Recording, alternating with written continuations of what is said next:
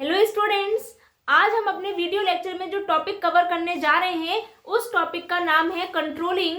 जैसा कि आप जानते हैं स्टूडेंट्स, कंट्रोलिंग मैनेजमेंट फंक्शन का सबसे लास्ट फंक्शन होता है, ठीक है।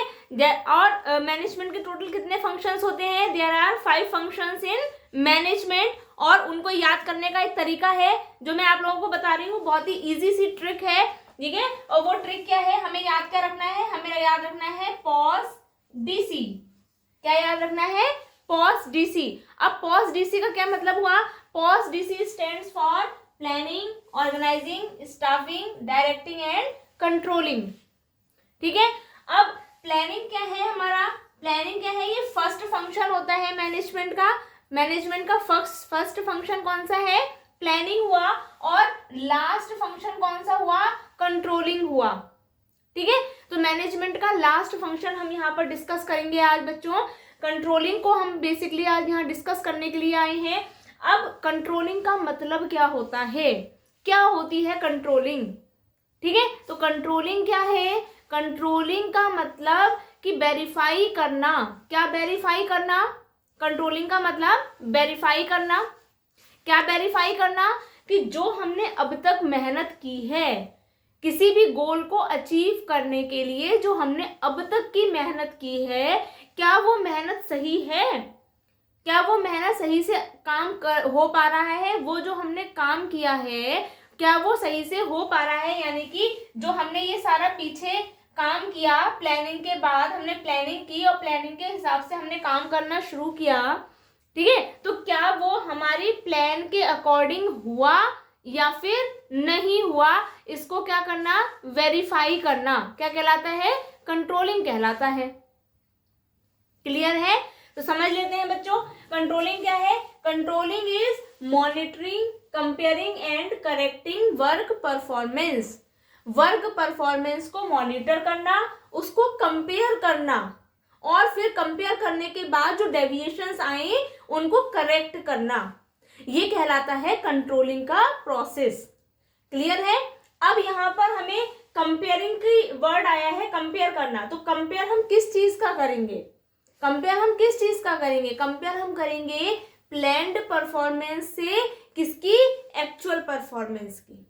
प्लान्ड परफॉर्मेंस से एक्चुअल परफॉर्मेंस का जो कंपैरिजन होगा वो कहलाएगा कंट्रोलिंग। देखिए क्या, it is defined as comparison between actual performance and planned performance. अब यहाँ पर एक्चुअल परफॉर्मेंस और प्लान्ड परफॉर्मेंस के बीच में हमें कंपैरिजन करना है, वो भी कंट्रोलिंग कहलाएगा। और कंपैरिजन करने के बाद, जब हमने कंपेयर किया उसके बाद का भी है स्टेप। उसके बाद क्या हुआ?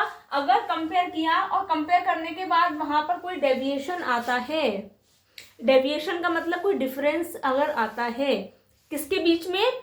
एक्चुअल परफॉर्मेंस के बीच में और प्लान्ड परफॉर्मेंस के बीच में।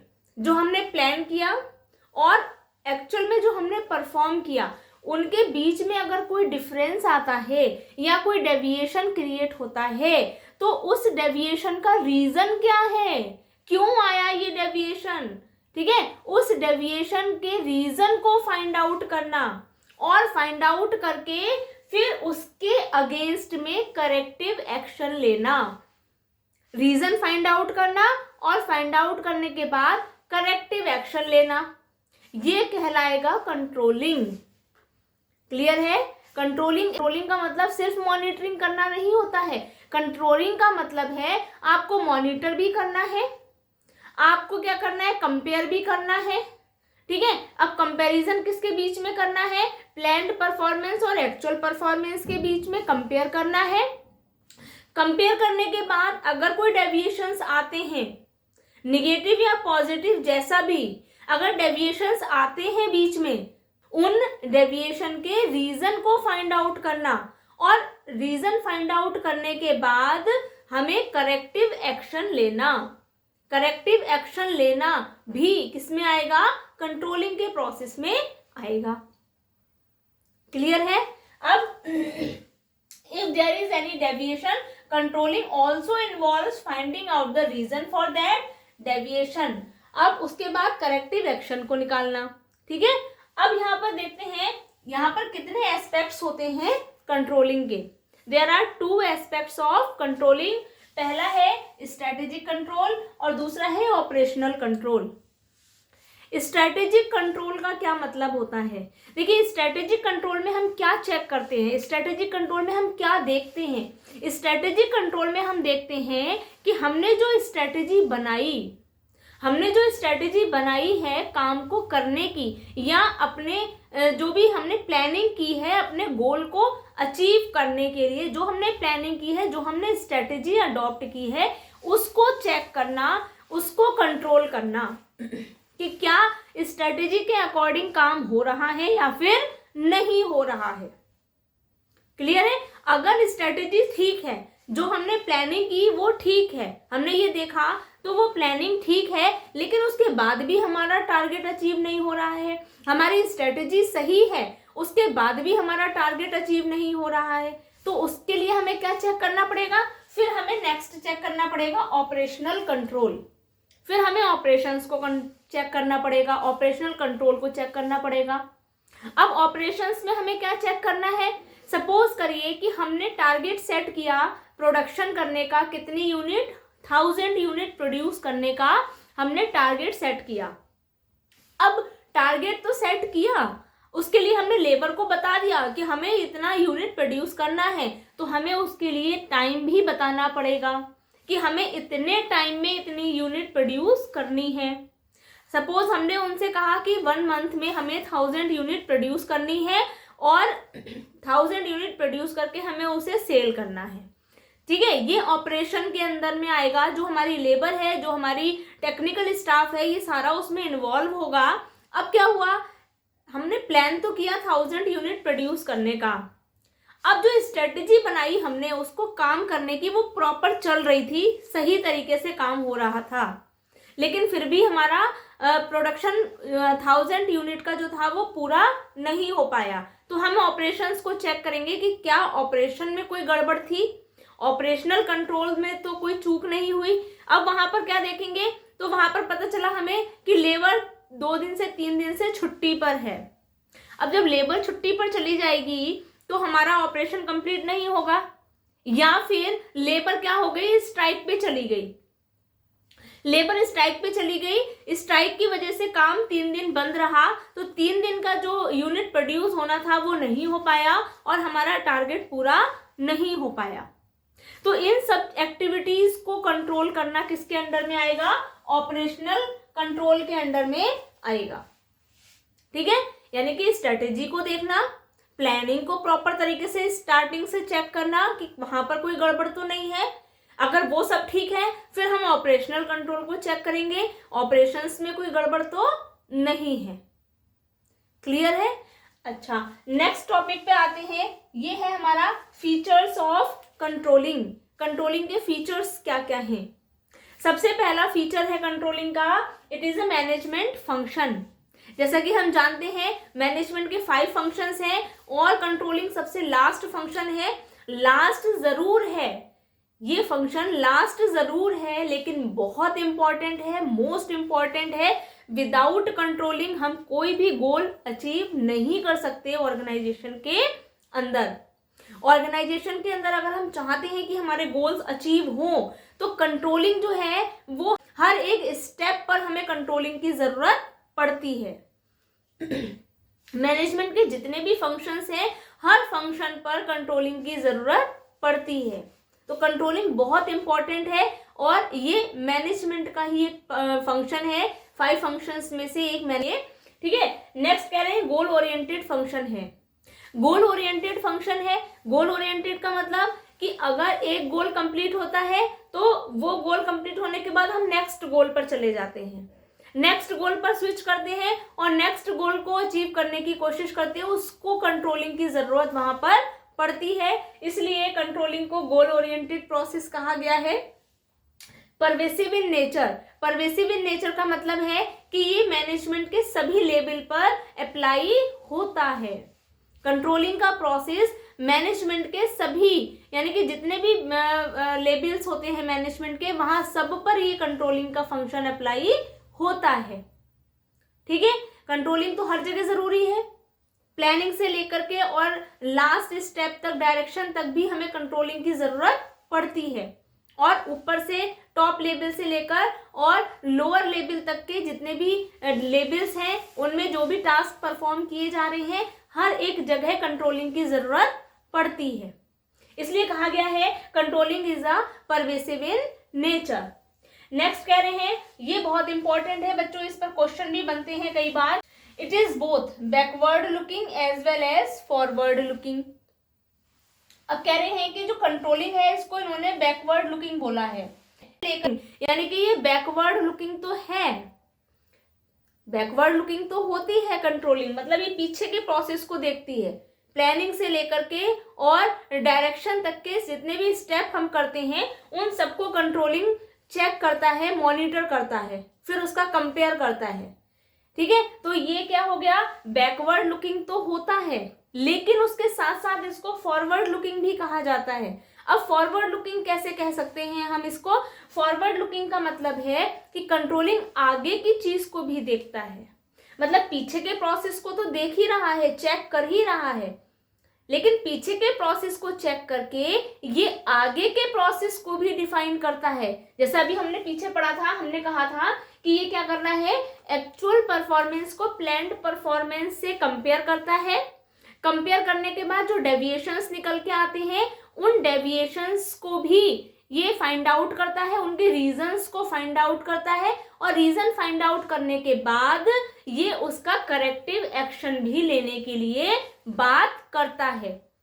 कंट्रोलिंग में ही करेक्टिव एक्शंस भी आते हैं, रीजंस भी फाइंड आउट करना आता है, इसलिए कंट्रोलिंग को फॉरवर्ड लुकिंग भी कहा जाता है। सिर्फ कंपेयर करके छोड़ देना कंट्रोलिंग नहीं होता है। कंपेयर किया, कंपेयर करने के बाद अगर कोई डेविएशंस है तो उसका रीजन निकाला कि ऐसा क्यों हुआ, और उसके बाद आगे हम उसके अगेंस्ट में क्या एक्शन ले सकते हैं, वो भी हमें कौन बताता है, कंट्रोलिंग ही बताती है, इसलिए इसको फॉरवर्ड लुकिंग भी बोला जाता है। क्लियर हुआ? नेक्स्ट कह रहे हैं it is a continuous function. Obviously controlling क्या है, कंटिन्यूअस फंक्शन है, लगातार चलने वाला फंक्शन है, नेवर एंडिंग फंक्शन है। एक गोल कंप्लीट होता है तो दूसरे गोल पे हम आ जाते हैं और उस गोल के लिए हम कंट्रोलिंग करना शुरू कर देते हैं। तो कंट्रोलिंग क्या है, नेवर एंडिंग फंक्शन है। क्लियर है? चलिए स्टूडेंट्स नेक्स्ट टॉपिक की तरफ बढ़ते हैं। नेक्स्ट टॉपिक है process of controlling. Process of controlling में जो हमारा पहला स्टेप होगा प्रोसेस में, वो होगा सेटिंग परफॉर्मेंस स्टैंडर्ड। यानी कि कंट्रोलिंग के प्रोसेस में सबसे पहला हमारा स्टेप होगा सेटिंग परफॉर्मेंस स्टैंडर्ड। यानी कि जब हम अपने गोल को अचीव करने के लिए आगे बढ़ेंगे उससे पहले हमें एक स्टैंडर्ड को सेट करना पड़ेगा कि हमें जो आगे काम करना है वो इस स्टैंडर्ड का होना चाहिए। उसी स्टैंडर्ड को माइंड करके हमें अपना आगे का जो प्रोसेस है वो कंप्लीट करना रहता है। तो जो हम स्टैंडर्ड सेट करेंगे उसमें हमें दो चीजें देखनी पड़ेंगी, माइंड में रखनी पड़ेंगी। स्टैंडर्ड सेट करते टाइम हमें क्या चीज ध्यान में रखनी है? पहली चीज क्वांटिटेटिव मेथड को ध्यान रखना है। क्वांटिटी के बारे में हमें पहले ही डिफाइन करना पड़ेगा, यानी कि स्टैंडर्ड सेट कर देना है हमें। जैसे कि मैंने बताया कि पीछे वाले एग्जाम्पल को ले लेते हैं कि हमें 1000 यूनिट एक मंथ में प्रोड्यूस करनी है, तो हमें ये स्टैंडर्ड सेट कर देना पड़ेगा पहले ही। जो हमारी टीम है, जो टीम हमारे गोल को अचीव करेगी, उसको ये हमें पहले ही बता देना पड़ेगा, पहले ही डिफाइन करना पड़ेगा कि हमारा स्टैंडर्ड क्या है, परफॉर्मेंस का स्टैंडर्ड क्या होना है।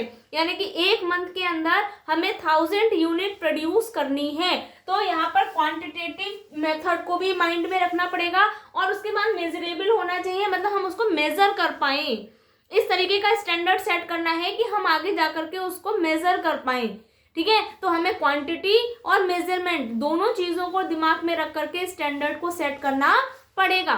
ठीक है, तो पहला हमारा स्टेप हो गया प्रोसेस का सेटिंग परफॉर्मेंस स्टैंडर्ड। अब हम सेकंड स्टेप पर आते हैं। सेकंड स्टेप है मेजरमेंट ऑफ एक्चुअल परफॉर्मेंस। अब यहाँ पर क्या था, ये तो थी प्लान्ड परफॉर्मेंस, हमने सेट किया था परफॉर्मेंस का स्टैंडर्ड। ठीक है, अब इसके बाद हम मेजरमेंट करेंगे, मेजर करेंगे एक्चुअल परफॉर्मेंस का। ठीक है, टाइम टाइम पर हमें अपनी एक्चुअल परफॉर्मेंस को भी मेजर करना पड़ेगा स्टेप बाय स्टेप। ये नहीं है कि जब हमारी एक्चुअल परफॉर्मेंस खत्म हो गई उसके बाद हम मेजर कर रहे हैं, इस बीच में भी हमें मेजर करना पड़ेगा। ठीक है, ये कंटिन्यूअस प्रोसेस है, हर एक स्टेप पर मेजर करना है। ये तो प्लानिंग थी कि हमें इतना करना है, प्लानिंग के बाद हमें ऑर्गेनाइजिंग, स्टाफिंग, डायरेक्टिंग, जितने भी हमारे लेवल्स आएंगे उन सब पे कंट्रोलिंग की जरूरत पड़ती है। इसी तरीके से हमें एक्चुअल परफॉर्मेंस को क्या करना पड़ेगा, मेजर करना पड़ेगा।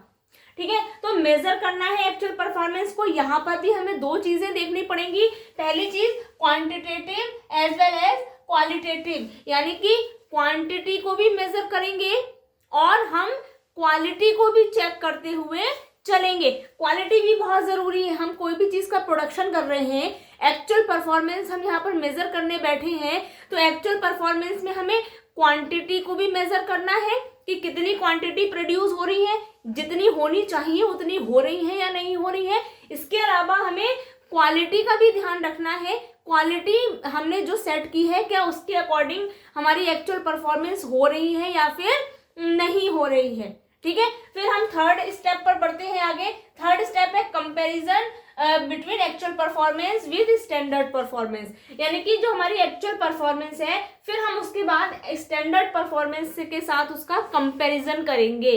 जब हम कंपैरिजन करते हैं तो वहां पर डिफरेंस होता है, डिफरेंस निकल के आएगा, तो यहाँ पर कोई भी डेविएशंस निकल के अगर आते हैं, डेविएशंस अगर होते हैं तो उसको फाइंड आउट करना। इस स्टेप में हम क्या करेंगे, कंपेयर करेंगे, फिर हम उसको फाइंड आउट करेंगे, डेविएशंस को फाइंड आउट करेंगे कि डेविएशन हुआ तो ये क्यों हुआ। ठीक है, अब डेविएशंस तो निकल आया, डेविएशंस निकलने के बाद हम यहाँ पर एनालाइज करेंगे। नेक्स्ट स्टेप है हमारा एनालाइजिंग डेविएशन, यानी कि डिफरेंस आया है, यहाँ पर डिफरेंस तो हमें पता चल गया कि एक्चुअल परफॉर्मेंस का स्टैंडर्ड परफॉर्मेंस के साथ डिफरेंस है कुछ, तो वो डिफरेंस जो आया है उसको फिर हम एनालाइज करेंगे।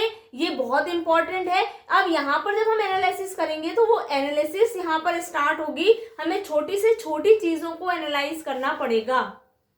ठीक है, कि जो हमारा डेविएशन हुआ यानी कि जो हमारा डिफरेंस हुआ एक्चुअल परफॉर्मेंस का स्टैंडर्ड परफॉर्मेंस के साथ, तो वो क्यों हुआ। तो यहाँ पर स्ट्रेटेजिक कंट्रोल भी हमें लगाना पड़ेगा, ऑपरेशनल कंट्रोल को भी यहाँ पर हमें चेक करना पड़ेगा। ठीक है, स्ट्रेटेजी शुरू से एंड तक की हमने जो स्ट्रेटेजी बनाई थी वो हमने फॉलो की या नहीं की, अगर की तो कहाँ पर ऐसे लूप होल्स थे, उन लूप होल्स को चेक करना। इसी तरीके से हमें ऑपरेशंस को भी कंट्रोल करना पड़ेगा। स्टार्टिंग से चेक करेंगे कि कहाँ कहाँ पर क्या क्या कमी रह गई जो कि डेविएशंस आए। ठीक है, तो अब एनालिसिस कर लिया डेविएशंस का। डेविएशंस जब एनालिसिस हो जाते हैं उसके बाद हमें रीजंस पता चल जाते हैं। रीजंस पता चल गए कि हाँ ये जो डेविएशन आया या ये डिफरेंस आया वो डिफरेंस किस वजह से आया। जब हमें रीजन पता चल जाता है उसके बाद हम एक्शन ले सकते हैं। तो फिर लास्ट स्टेप होता है हमारा टेकिंग करेक्टिव एक्शन। क्लियर है, जब रीजंस पता चल गया तो फिर हमने एक्शंस लिए। अब एक्शन लिए तो हमने फिर से अपना टारगेट जो गोल अचीव करना था वो हम अब आसानी से अचीव कर पाएंगे।